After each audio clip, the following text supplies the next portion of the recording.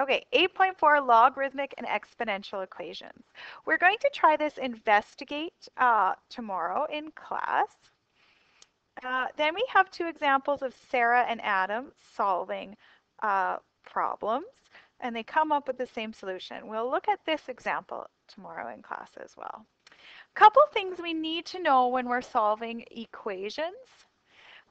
Given base C and L and R are all 0, C cannot be 1.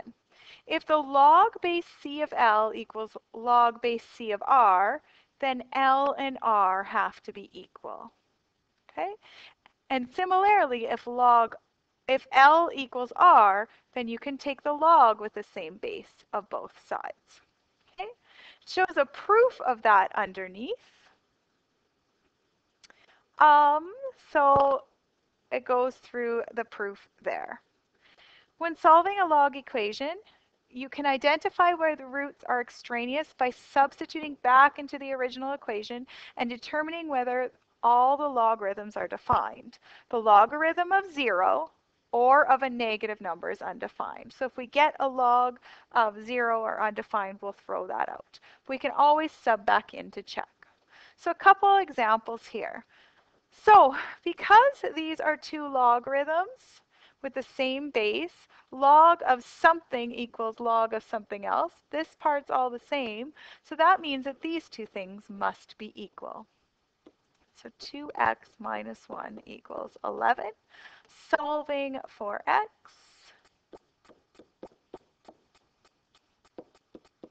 x equals 5. Okay, and we can check by solving that in. Does log 6 of 2 times 5 is 10 minus 1 is 11. Oh, I have made a mistake. I hope you guys all caught that. 2x minus 1 equals 11. 2x equals 12, and x equals 6. There we go, dividing both sides by 2. I didn't use this properly. Okay, so 2x minus 1, we're subbing back in here. Log 6 of 2 times 6 minus 1. Is that the same as log 6, 11? Well, 2 times 6 is 12, minus 1 is 11. Does log 6, 11 equal log 6, 11? Yes, we don't have the log of a negative number or a 0, so that is true. So my answer is true. Okay. This question here, I'm going to use the definition of a logarithm. Remember that a logarithm is the same as an exponent. So the equivalent to this statement is 2 to the 4 equals x plus 3 squared. I always think of it as 2 to the power of what is equal to this. So I just rewrote that. Instead of in log form, I wrote it in exponent form. Now I have an equation to solve. Okay, 2 to the 4th, well 2 times 2 is 4, 4 times 4 is 16, x plus 3 squared. I could FOIL expand that out. I'm going to leave it here and I am going to square root both sides. Okay. When I square root, I take the plus or minus. So I have plus or minus 4 is equal to x plus 3. Okay, so either positive 4 equals x plus 3 or negative 4 equals x plus 3 in two cases. Here I have x is equal to negative 1. Here I have negative 7. X is equal to negative 7. X is equal to negative 1. So we're going to have to check back in our original equation.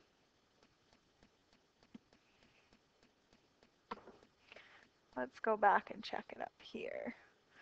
Log 2, here's my check.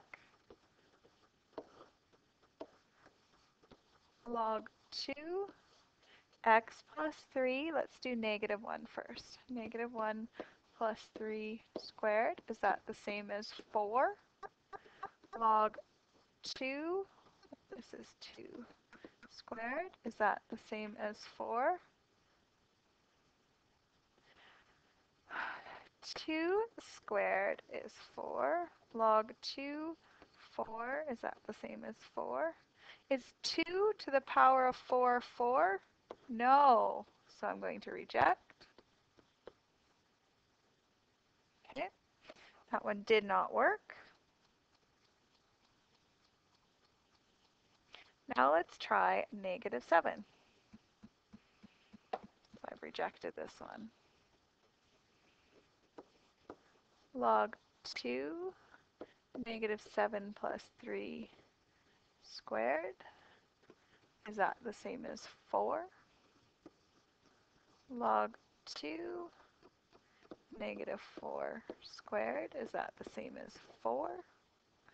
Log 2, negative 4 squared is 16. Is that the same as 4? Is 2 to the power of 4 16?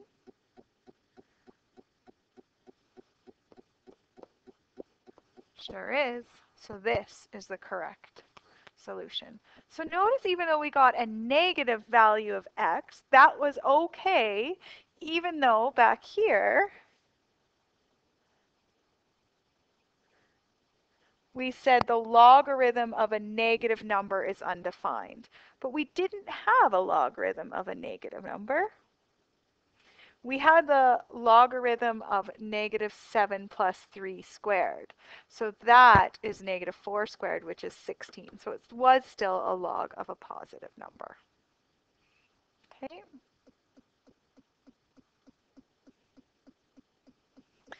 We'll try another example here.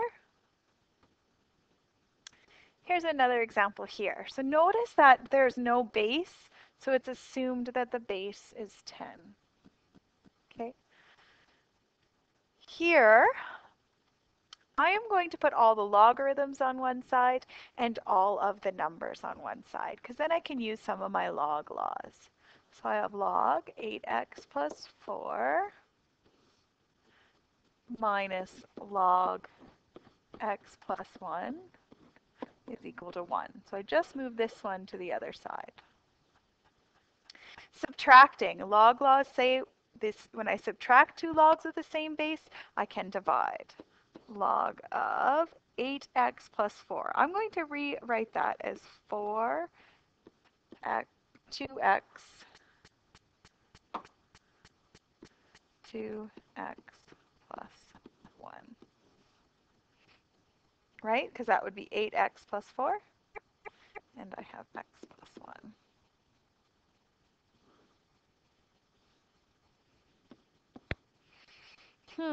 Still didn't help me much. Now I can use the definition of a logarithm. This is base 10 when it's not written. So what this says is 10 to the power of 1 is equal to all of this.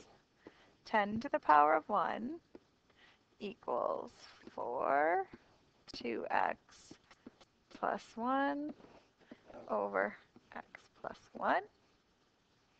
Okay, to solve this, I am going to multiply both sides by x plus 1. So I have 10 times x plus 1 is equal to, I guess I didn't have to do that. I was hoping I would get something canceled out, but it didn't work out for me.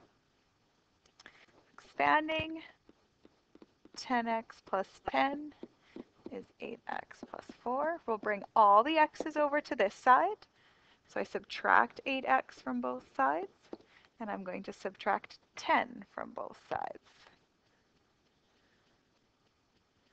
Negative 6. Okay, dividing both sides by 2, I get x is equal to negative 3. Okay. Now I need to check that. X equals negative 3. So let's check x equals negative 3. Log 8 negative 3 plus 4. Is that the same as 1 plus log negative 3 plus 1?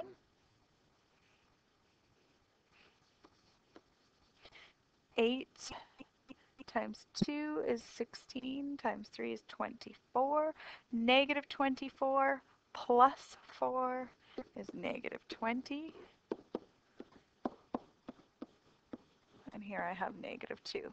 So right away there should be alarm bells.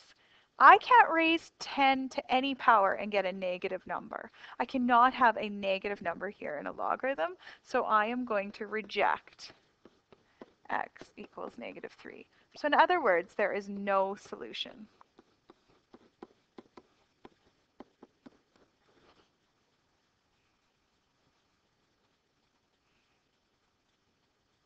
Sometimes to solve equations, we're going to take the log of both sides and we're going to use log base 10 and use our calculator. So sometimes in the last unit when we had to guess and check, we could have used logs to actually find the answer. So if these two things are equal, this is equal to that, what I can do is I can take the log of both sides. So log 4 to the x equals log 605. Still not quite helping me. My log laws say I can bring the x, the exponent, forward. So I have x log 4 equals log 605. Okay, I can divide both sides by log of 4. Okay, so I get x is equal to log of 605 over log of 4. Because this is base 10, I can use my calculator. So I'm going to press pause and use my calculator. Okay.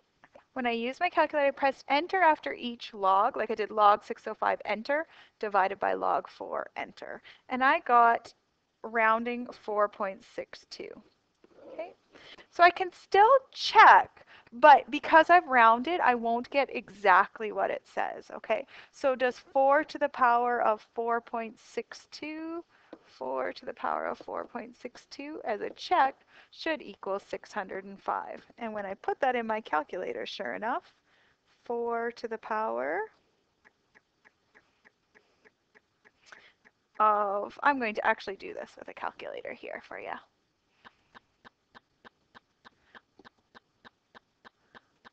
4 to the power of 4.62.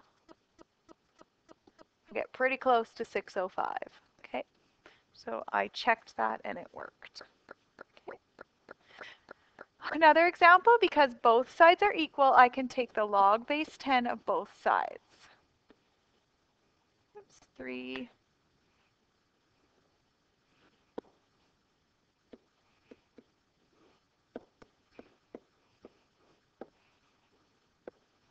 Just like last example, I'm going to use some logarithm laws to simplify this. Okay, I want to get that x all by itself. So this is the same as log 8 plus log 3 2 to the x using the product law. Oops, I am running out of space. 5, 6, 8. I'm going to do a quick erase here. Okay, just writing this again. Log 8 plus exponent law says that I can go 2x log 3.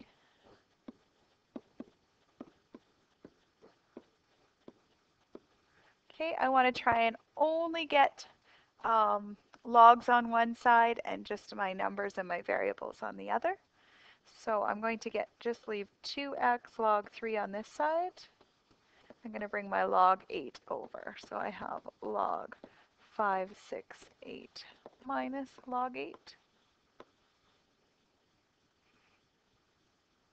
Again, and then I'm going to divide both sides by the log of 3. Actually, I'm going to divide both sides by 2 log of 3. This log law, 568 minus 8 is the same as dividing 568 divided by 8. So that would be log 71, just to simplify that, over 2 log 3. Okay, I don't have any rules to simplify this. I only have the rules if it was the log of something being divided. Okay, that's a mistake that kids make. So now it's calculator work. It's going log 71 divided by 2 log 3. Okay, and when I calculated that out, I got 1.94. I had to use brackets on the bottom to make sure I was dividing by both 2 and log of 3. And when I check this, when I put 1.94 back in,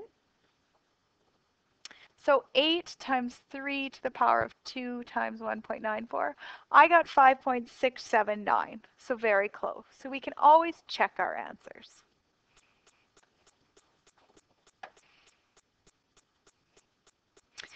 Um, I think I will skip this example. This is just in your notebook, in your workbook. I did want to talk about this. Many real-world situations can be modeled with an exponential or log equation. A general model involving growth or decay is that initial quality times the change factor to the power of the number of changes. So this is what we've kind of used throughout to model situations. Okay, we'll try a couple tomorrow in class.